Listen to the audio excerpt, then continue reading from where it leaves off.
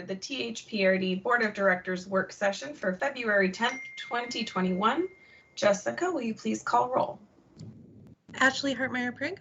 Here. Tia Ping. Here. Heidi Edwards. Here.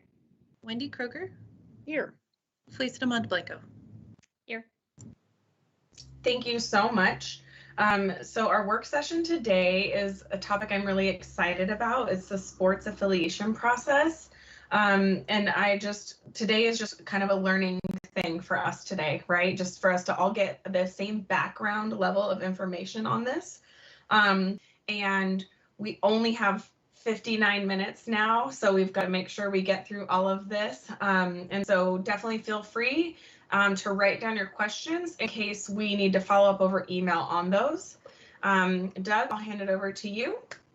Great. We're going to have Julie Rocha will have the predominance of this. Aisha Panis will be commenting, of course, as well. And I think that is the key point, is that this is the front end of the discussion. And if the board is in agreement by consensus that we move on to a task force kind of format involving some of our existing affiliates, outside groups, special interest areas that can comment into this consideration of what might this area of programming look like in the future. And it's not to mean dramatic changes ahead of us. It's to mean this is a wonderful time to reset. It has been some time. So I think it'll be a healthy conversation. So with that, I'll turn it over to Aisha and Julie. All right, well, good afternoon, Board of Directors. Nice to see everybody virtually. I'm Julie Rocha, the Sports Department Manager, and I'm here to present information regarding the history of field sports and aquatic affiliates at the Park District, the status of our field and pool supplies, and an update on the district's field fee process. Next slide, please. So I wanted to start by giving you guys just an overview of the history of affiliation and how we got to where we are today. So in the early 1980s, youth soccer created the Tualatin Hills Junior Soccer League and approached THPRD to start a partnership to develop athletic fields.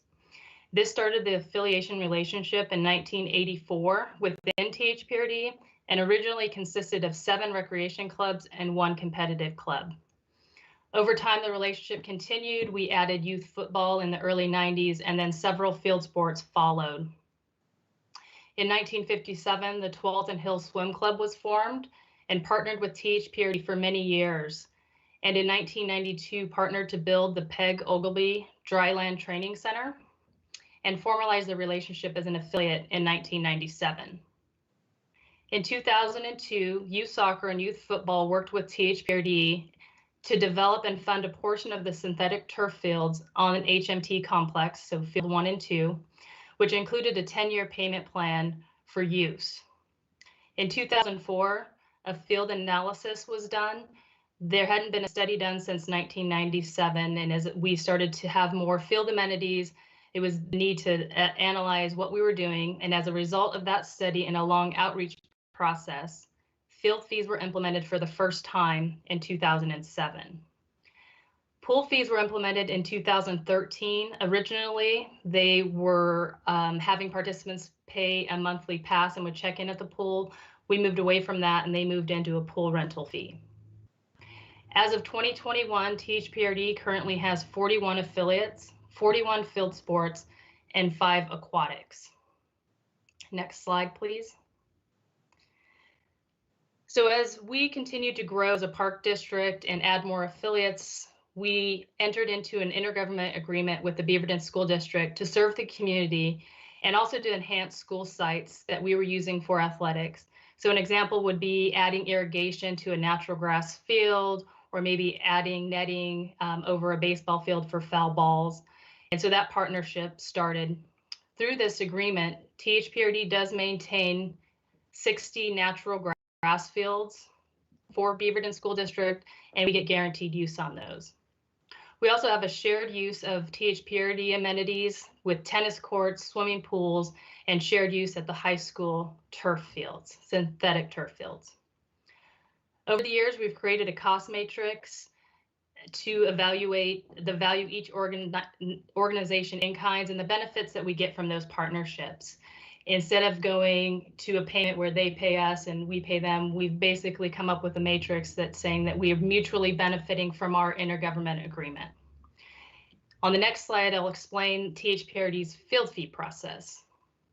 So many of you may remember, but in 2018, THPRD went through an extensive process with stakeholders to evaluate our field fees and to set new fees. We moved away from the single field fee. So back when we originally implemented field fees, it didn't matter if you were on a synthetic turf field or a single T-ball field, it was a single price point. As a result of this study and work group, we came up with breaking out what a complex would be, which has more amenities, so multiple fields like your HMT complex or Mountain View, and then your outlying natural grass sites or a single field turf site. So like Conestoga turf field doesn't have amenities, so it would be an outlying field. The current field fees were set for 2 years, and that we were set to review those after the 2020 season. But since we lost a year, we don't really have any data to analyze. The majority of our field sports were canceled. So we increased the field fees 15% for 2021 and will increase 15% in 2022 until we can review the use of 2021 season. So we wanted to know by changing the field fees from going to outlying fields to complexes, if our use patterns would change, if affiliates would change the way that they would schedule those practices. And we currently don't have that data to evaluate that information. Next slide, please. So even though we started to collect field fees and pooled fees and increased our fees in 2020, both amenities are still subsidized.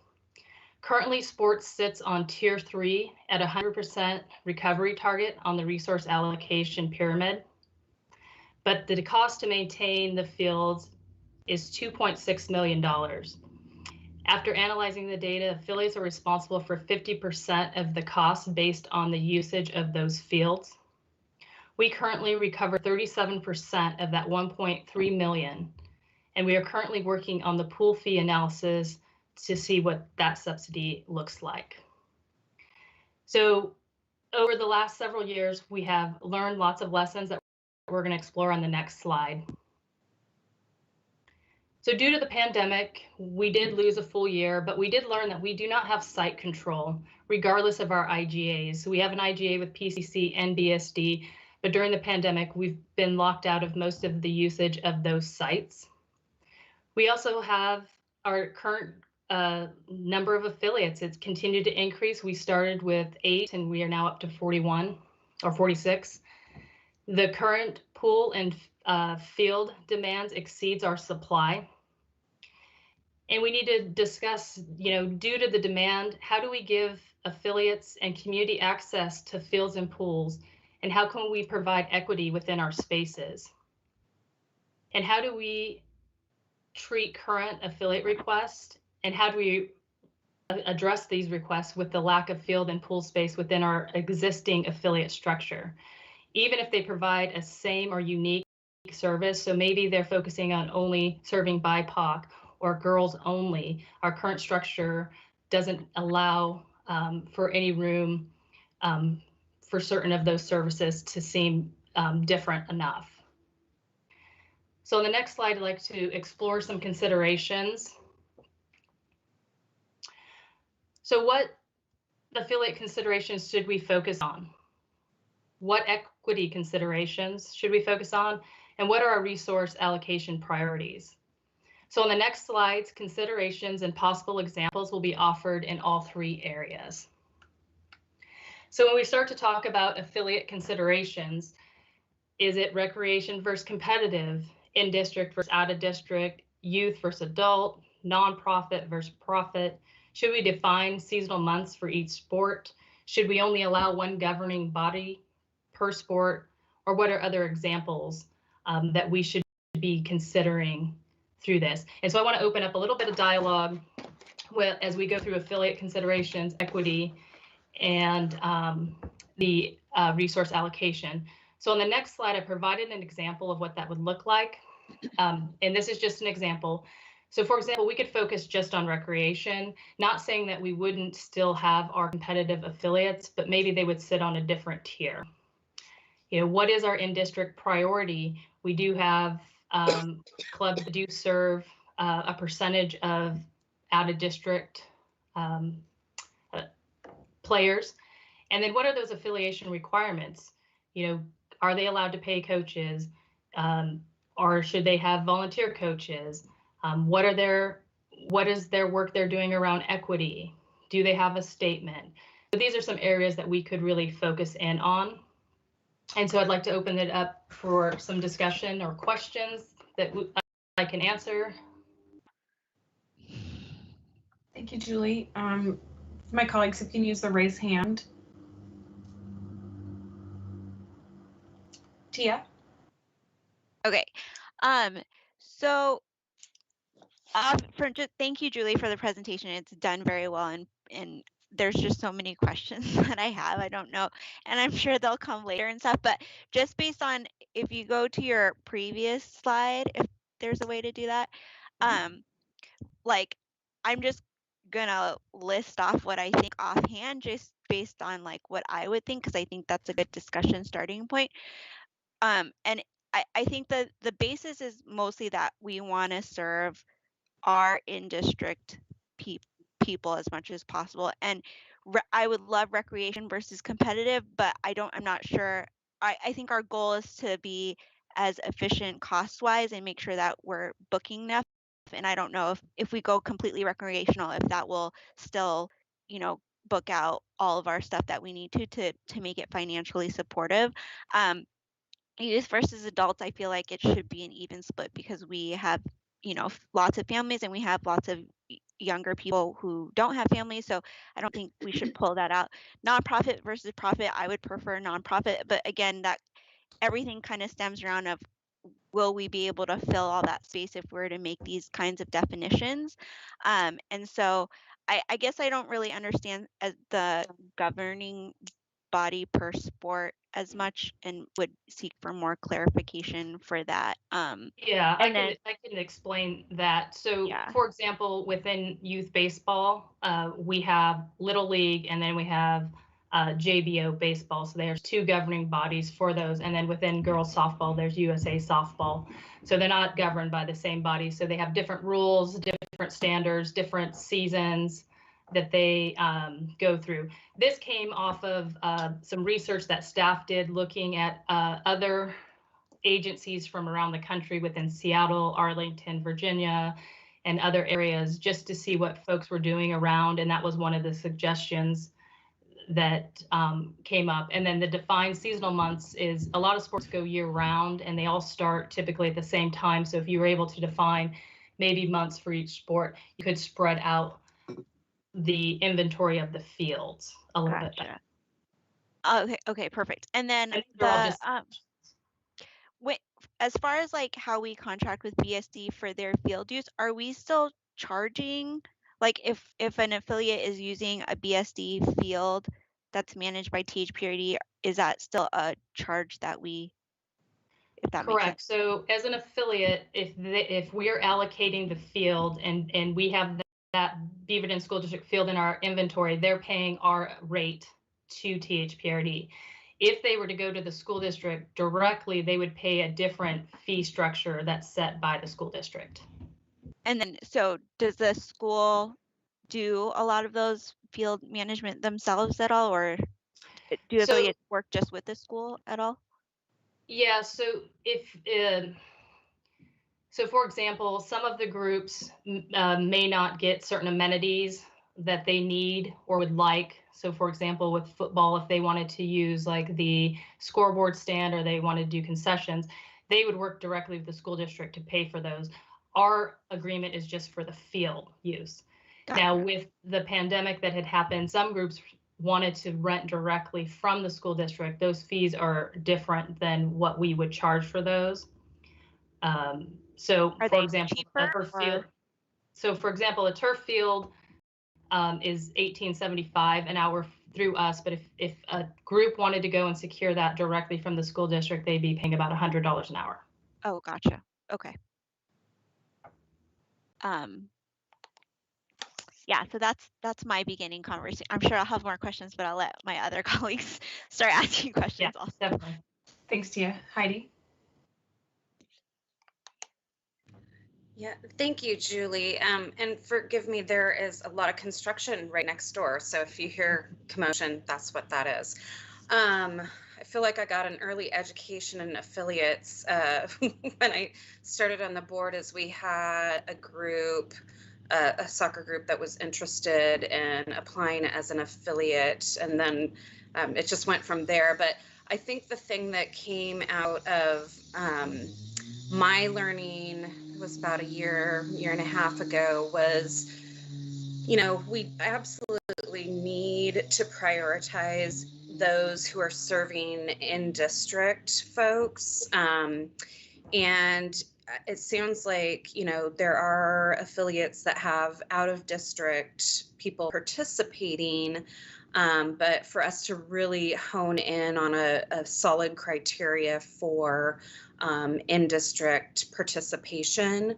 The other piece of it, though, which we don't really have on this list, which is part of the others, is how are these affiliates including recruiting, serving either BIPOC or diverse underrepresented populations, and that could be kids or families, adults who are low income, who you know, may be considered more title school students, that type of thing. And so I really see those two entities, for me personally as a board member, and thinking about our vision and our interests as a board and as a district, is to serve in district and serve those who have some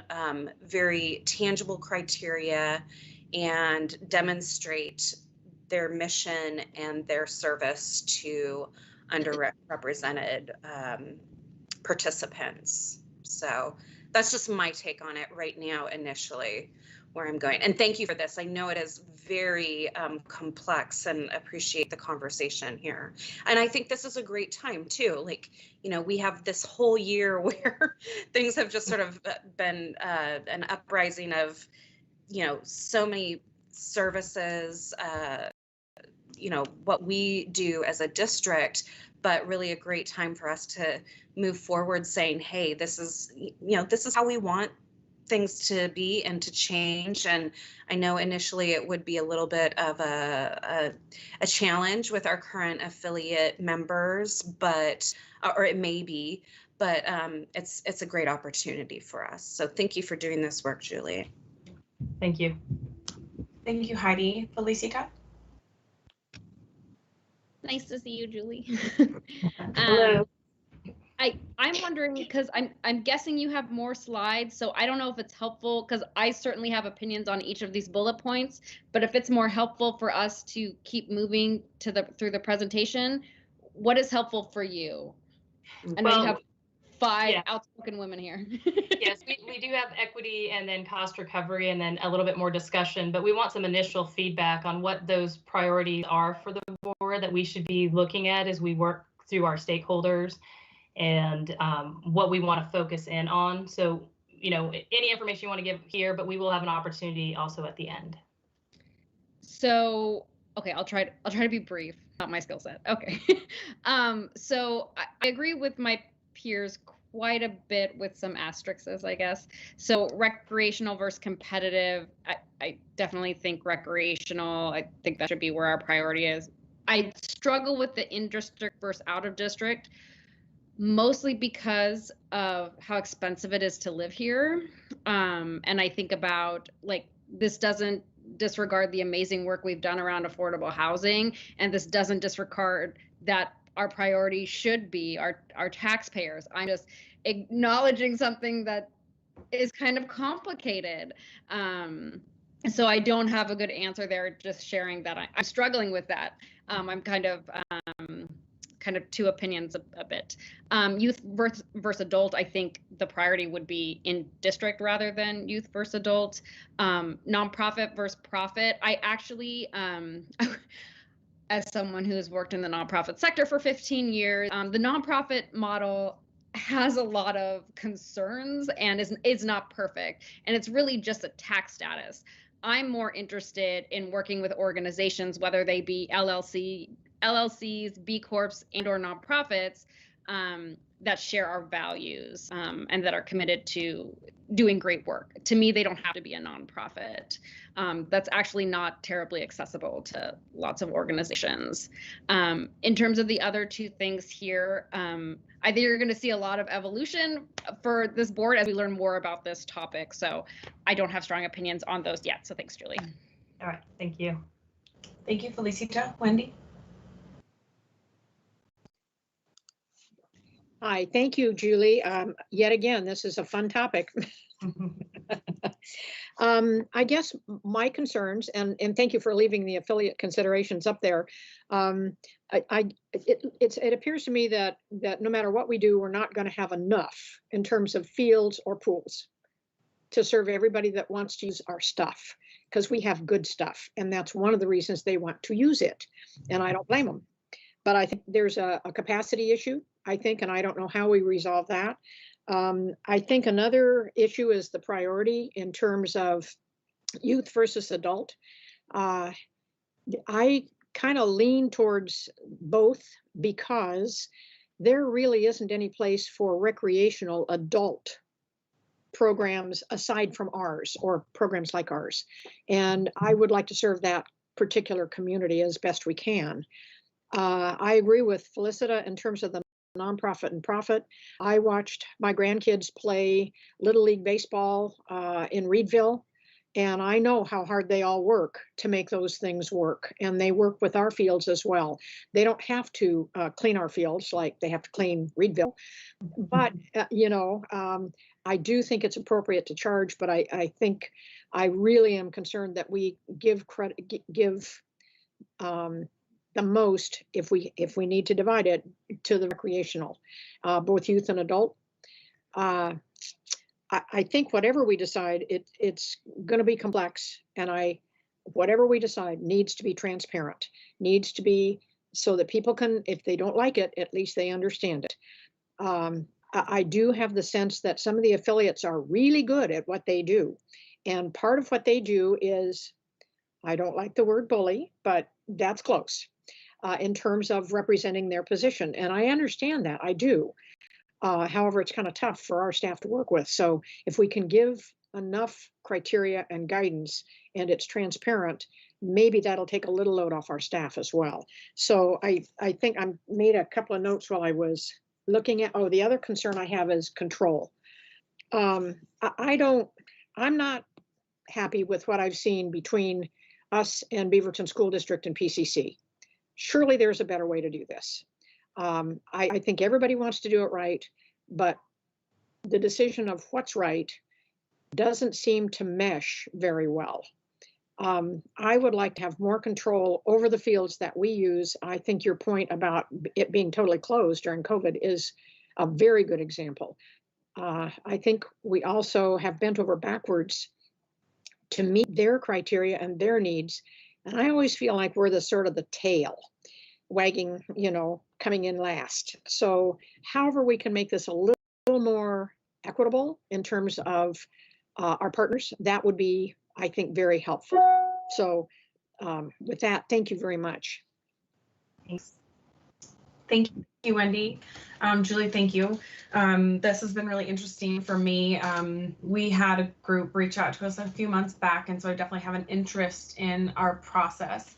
I think one of my main questions would be, do we actually have metrics on these types of criteria against our current affiliate program or a membership, I guess? I would just be kind of curious. I definitely also lean towards the recreational side. That doesn't mean I don't think there should be no competitive, but I do think that we should put an emphasis on recreational. I really appreciate what Felicia just said about in district. This is a really interesting conversation. Again, agreed on the youth and adult. Agreed on what Felicia and Wendy said about nonprofit for profit. The other two, I don't have a strong feeling about. I don't know that they're my highest priorities. I also agree with Heidi that having a focus on groups that are creating access to sport for folks who are historically not having that opportunity, I think that that would be a really beautiful way to have our values live out in the affiliate program. So yeah, so I'll leave it at that because I know there's more to come. Yeah, so Jessica, if you go to the equity considerations. So the next thing we want to get input on is what should those equity considerations be? Should we implement maximum practice times to open up more times for pools and fields? So for example, do you limit to an hour of practice 2 times a week as opposed to an hour and a half 3 times a week plus games? Opening up fields and pools for community use during prime times that can be used loosely for leagues or drop-in time, requiring equity and consistent participation fees within the sport. So right now, each league sets their own fees, so there's no consistency. So you may be paying, 80 to play rec soccer at one club and 76 at the other club. How do we increase our BIPOC participation in leagues and clubs? Do we require demographic information from leagues and clubs? How do we do our targeted marketing and outreach to those underrepresented groups that may not be organized? And should we be creating our THPRD recreation-oriented unified or BIPOC leagues? So this is another discussion point. So an example on the next slide, Jessica, would be that we could focus on opening up fields for community use. So the school district currently does this where they have so many fields in each quadrant that are not allocated to THPRD and they are open for community use where the community could rent those fields or to use that space. Should we require clubs to have equity statements and guidelines within their affiliation and require that demographic information? So that would just be an example. So if you want to go to that next slide, we can talk about the equity considerations. The previous slide, Jessica, sorry. And then our last piece would be the resource allocation.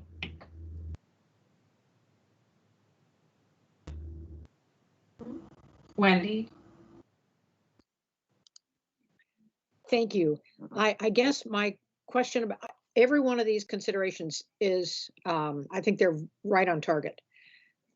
I'm very intrigued with the last one because it appears to me to this point that we have provided facilities and maintenance, but we don't have a team in the game.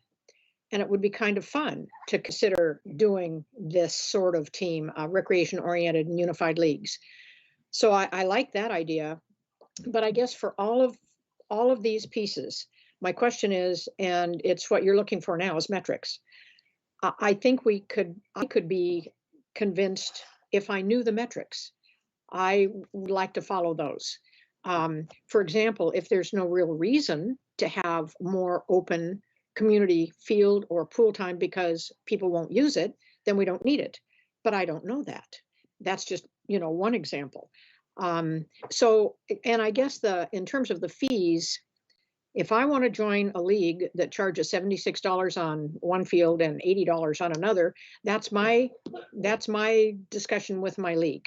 I don't know that THPRD needs to get involved in that with participation fees. I think it's appropriate that we have looked carefully at what it actually costs us to host. And I think that we need to continue doing. I do think it's appropriate, excuse me, to have something like an equity statement. In terms of the kinds of folks we want using the fields. I do think that's appropriate. So, but I think overall, I'd really like to see the metrics of, is there a clear answer just based on usage or an indication of our community at this point? Yeah, I can speak to that a little bit, Wendy. What we've noticed, especially during the pandemic, is just how many people are out recreating on the fields that don't necessarily have the opportunity to because they're always programmed. And right now, because we allocate majority of our fields to sport use, somebody who's not an affiliate has a hard time actually getting onto HMT complex to actually participate in sports that they would want to take place at that field, because it's so heavily programmed. So if we were able to carve out that time, it would give people in the community that opportunity to utilize fields at the main complexes during prime times.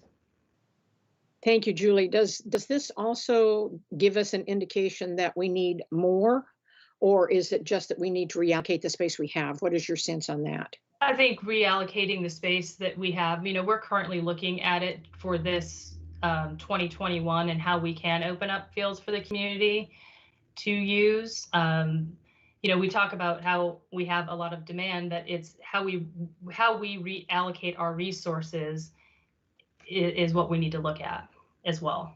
Okay, thank you. If I could just jump in really quickly. Good evening, board members. The first item that Wendy mentioned about the THPRD oriented, rec oriented, our own leagues, I just want to point out that we do offer that with regard to youth basketball. We do run our own in-house league for that. And so that's just one example. We have many other affiliates that run these programs for us because theoretically they're able to save money and pass on those savings to the participants because they're not also paying for staffing. They're relying much more on volunteer labor to run their program. So I just wanted to point out those 2 points before we move on to further discussion, if that's okay. Of course. Thank you, Aisha. Okay, we are over halfway done with our time. So each of my board members, you have 1 minute when I call on you, and then we have to get to the next piece. So Felicita, you're on. Thank you. So where was I going? Now I feel stressed with 1 minute. Okay. So I just want to be I want us to be mindful, and maybe this will be a role of the group that you form to have this conversation. But while an equity statement is awesome and a great first step, what I wouldn't want is 5 years of the same equity statement being given to us and not seeing any growth. So my desire would be that we would see organizations pushing themselves, being better, just like our community holds us accountable. And, one DEI training is not sufficient for us as leaders, for us as an organization. What that would look like and what it should look like, I have no idea. I'm just saying our values is more than an equity statement. I think you know that, Julie. Thank you. Thank you, Felicita. Tia. Okay, so I completely agree with what Felicita just said. I want to, since I only have a minute, I want to hop on Aisha's statement about the affiliated, or the last bullet. If we have a lot of potential BIPOC unified leagues affiliates do we have a lot of those that are kind of on the market to take over? They just don't have the space because of our current affiliates, rather than having us creating something. Yeah, so there is a unified league through the school district that we work with. We do run youth volleyball as well, but there are leagues that we could run internally for a single season, low cost, focusing on a unified or BIPOC community, that they'll still get to play, but it wouldn't be in like the same structure that they're currently playing, where they're playing several different teams. It would be more of an internal league like we run our basketball group. Yeah. So I guess my preference would be that it would be a community sponsored group thing where THPRD doesn't have to come in and organize it, but we just rent out that space. But we give that space to other groups like Korean basketball or something, like their community can create something to have their leagues or whatever, and we allow that time or allocate some time for those kinds of things. Going back to competitive versus recreational, I feel like recreational opens that equity up a little bit better than competitive, in that most times competitive are for the people who have the money, who have the coaching, who have the supplies, who can pay those fees to travel, those kinds of things, which is why I like to piggyback on what we were talking about before, recreation kind of allows and lets anybody who wants to play, right? As long as it's usually a location kind of a thing. And I had one more thought, but now I forget. So I'll roll it on to somebody else. All right. Heidi, did you want to chime in? No, I'm just going to defer my time. I can ask questions later. Okay, cool. Yeah. And please do feel free, write down anything we don't get to today. We will funnel it through Doug. All right, Julie, do you have at least somewhat guidance here? Yes. Okay. All right. Thank you. Jessica, if we can move to the resource allocation. So when we talk about our resource allocation considerations, we need to talk about our maintenance cost considerations. Should we have peak pricing versus non-peak pricing? And do we look at having equitable fees or equal fees? Some of the clubs, charge a surcharge during certain times. You may charge more during fall and spring and maybe less in the winter when there's more field space available. And then on the next slide, Jessica, currently our field sports and pools sit on tier 3, which is a current 100% recovery. And should we reevaluate those resources where sports sit? So for example, should rec sit lower? Should competitive sit higher? So those are some considerations that we would want to have on where sports sits and what is our target for our resource allocation. So, and then this is the last slide I have for us to chat about it. If you would like, I can go through the last couple slides and then we can just open it up for conversation if that's best, Ashley, with the time frame. Yeah, let's do that to make sure we get through the content you've prepared for us. Okay, next slide, please. So what we'd like to do is to form a stakeholder work group, and the charge would be to review our current process, examine the impacts to our existing clubs. Obviously, we have 46 of them, to have staff revise options for affiliate requirements, provide suggestions on making the process more equitable, to reflect both current affiliates and non-affiliate users' interests, define the measures of success, and to establish a periodic review of the affiliation. Currently, we're on a every 5 years, we ask clubs to reaffiliate. A timeline is the board work session that we're having today. In March and April, to seek those stakeholders out. The reason that we want 2 months is we recognize that youth sports have not gone for a year, and we are actually going to be able to kick off somewhat of a spring season this year, and we didn't want to overload those clubs who are trying to get spring off the ground. So we'd like to kick off in May and then return with recommendations in the late fall.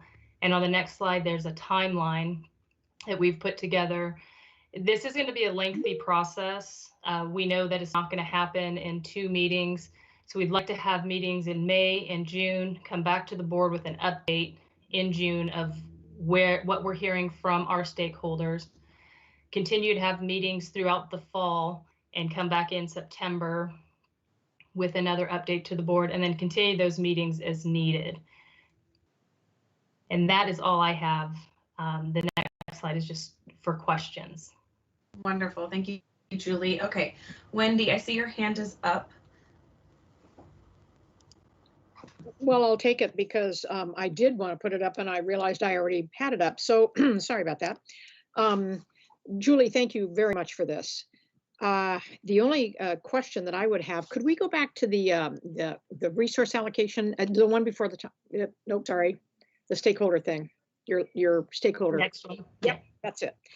I love those. I mean, I think you're right on. The only thing I would ask, and I just haven't had a chance to look at it, the questions that you asked us for our input to make sure that those topics at least basically are included in this, and I assume they are, but you know, I think this is great, and it's going to be an ongoing interesting dance, especially with some of the affiliates. As all the people in the world knows best, it's you.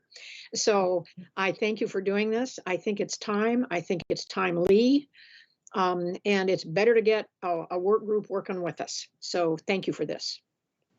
Thank you. Thank you, Wendy. Okay. I don't know what order the hands came in. I'm going to start with Heidi.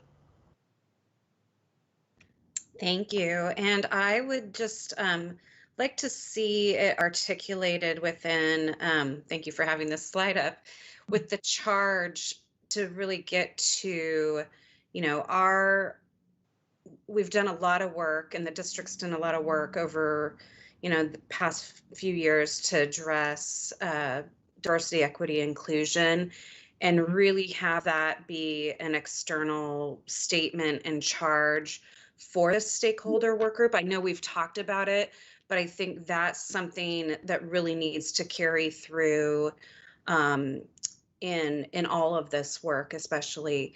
And I think this is great. I do agree with you. It's not going to happen overnight, and to have that, many months of time to really piece through all of this, I think is important.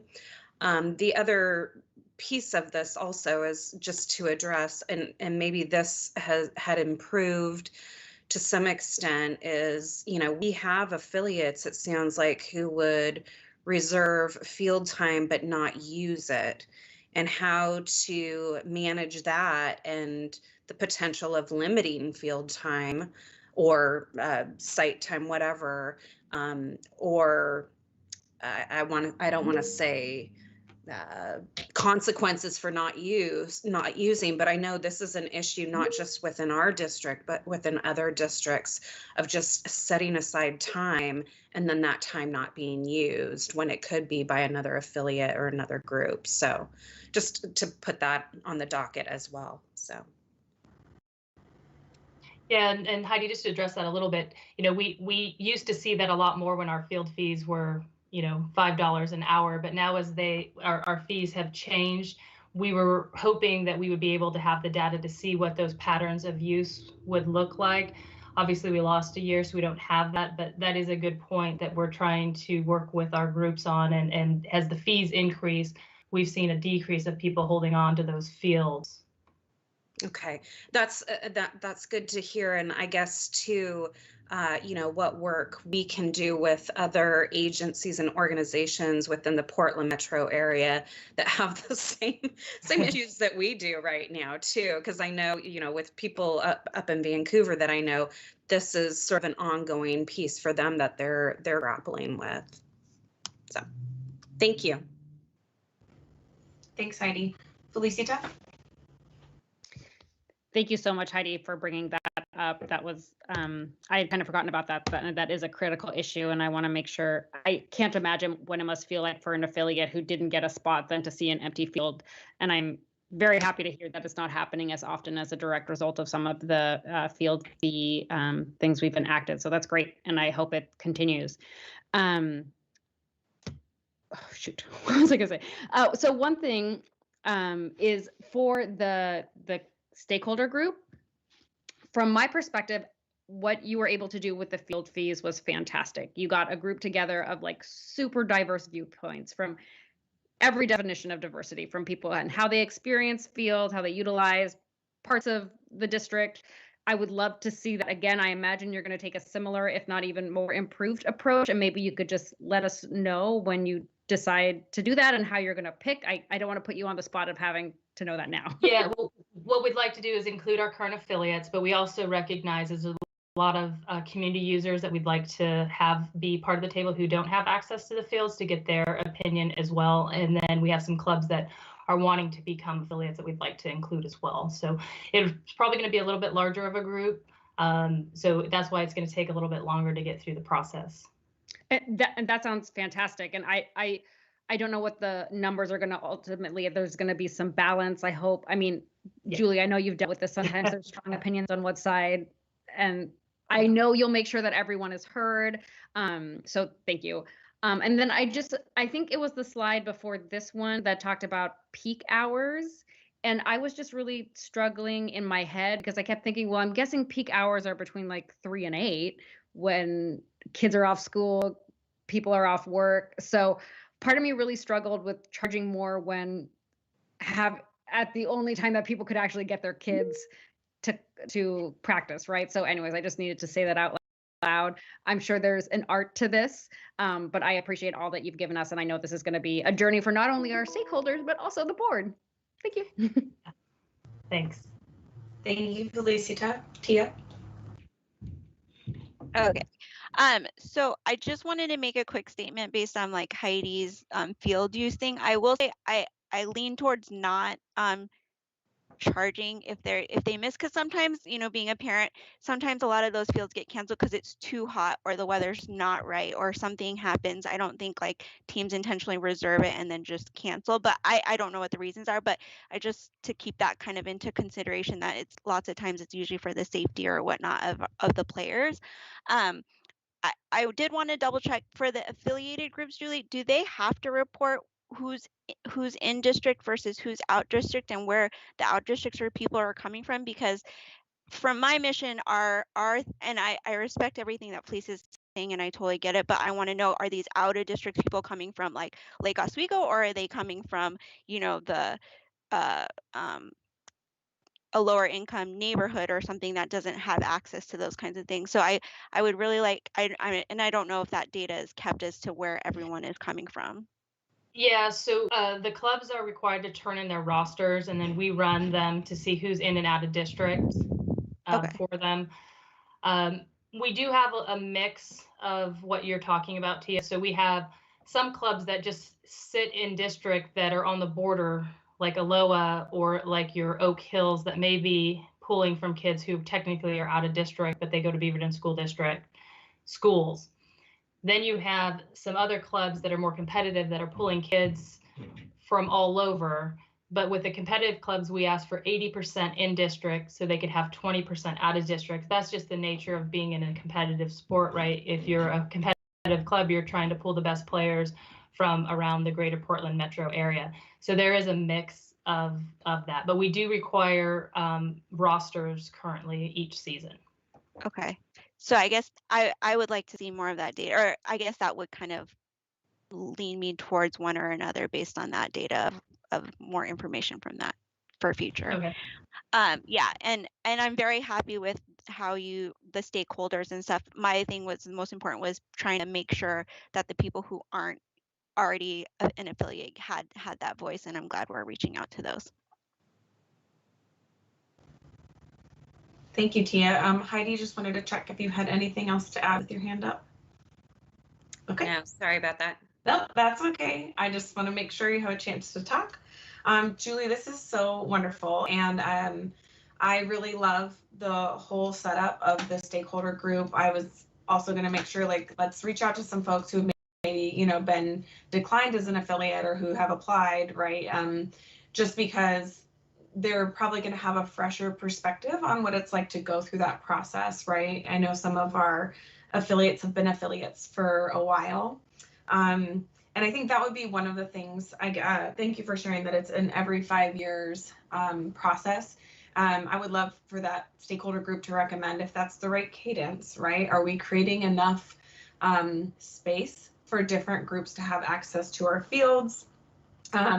And I think just like for one of the future presentations, I would really love to see some more of those metrics just around like the current makeup of our affiliates, right? Like maybe a little bit about what it takes to become an affiliate. And then I'm also curious,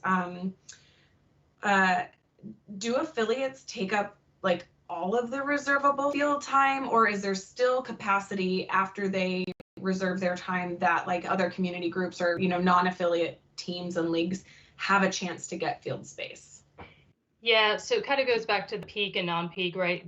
We have prime time. You know, everybody wants to go 5 to 8:30, but nobody wants to go typically from 3 to 5 or after 8:30, so till 10 p.m. And so there is time available. It just doesn't tend to be the time that's prime time on those fields. So we do have time and that's why when you see the cost and how it's broken out in that 2.6 million to the 1.3, we factored in that, you know, the fields aren't being used during the school hours, but we're maintaining them and community can use those, and we do other rentals during that time. But what is that actual usable time? And that's typically your 4:30 to 10 p.m. Yeah, great. And I think just knowing how much organic activity has happened on the fields due to COVID, right? Finding ways to preserve time or space for free play where we can, I do think that could be a really interesting aspect of creating equitable access to our fields. I know that might not be a league thing, right? It may just be more the neighborhood comes out to play or whatever it is. Right. Yeah, so I think for me, I might have a little bit of a goal in mind of that the whatever we recommend through the affiliate process, it's also just kind of creating more equitable use of our spaces as well. And then I think just in terms of like I was aware of the field fees, right, but I wasn't on the board for that, and so I would just make sure that like we are also building like an equitable committee, right? So we want a committee that is going to be considering like more than just themselves, right? I guess is I want people that are community oriented on it. Tia, did you want to add one more thing? Well, I was just gonna say, based on the community availability, like if we were to maybe set a couple fields, at that prime time for the community to reserve, have we ever tested that out in the past at all? No, we haven't during prime time on those fields. That was one of the considerations that we had listed. It is something that we are going to look to do in 2021. Just because we had so many people recreating, we don't want to take that away. We want to leave it loosely for drop-in play and some reservations. What we don't want to do is leave it and then somebody reserve it and then it takes away that whole community aspect of that use as well. So we're looking at what times that we could have and make sure that it's not like we're putting them on a small field in the middle of nowhere, right? It's like, right. Can they get time at Mountain View Champions? Is there a possibility at HMT? How do we rotate that? What is that impact? And where are those areas where we are seeing heavy community use currently? Okay, yeah. I was just more thinking in my head of like, well, what if one group wants to just have like, their community come in and play a game, but doesn't necessarily want it like every Thursday, but just like maybe 1 or 2 times. And I just want to create space and see if we can create a space for those types of, pickup kind of group game kind of thing. So yeah, perfect. Thanks, Julie. Mm-hmm. Wonderful. Okay, Julie, is there any kind of final statements or questions you have for us? Do you feel like you have good guidance from us? Yeah, I think I have enough to get started, and obviously we'll be back. If you have any other questions or any other thoughts, if you could just please, something comes to you, pass those on to Doug so that we have those as we start to form what the stakeholder group's going to look like and what that focus is from the board. Awesome. Okay. Thank you so much. All right. Thank you for your time. Yes, thank you. All right, everyone. Well, we got this done in time, so you have a couple minutes until our next session. So I don't think I have to close because we're just in a work session. So I will see you all in a few minutes at executive session. And thank you again, Julie and Aisha, for the awesome time. I know this is a lot of work, and I know a lot of work is coming. So please know how much we appreciate it. Thank you. Thank you. Thank you. See you soon.